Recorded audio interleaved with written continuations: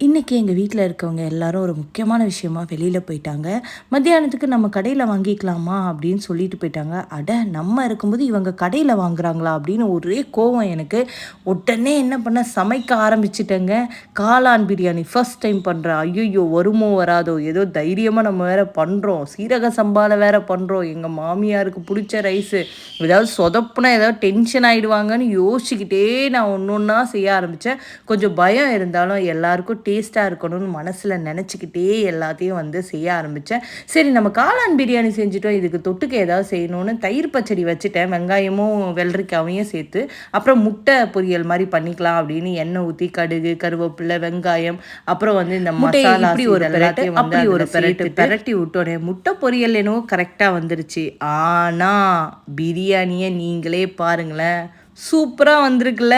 நான் கூட எதிர்பார்க்கவே இல்லை. டேஸ்ட்டு சூப்பராக இருந்ததுங்க.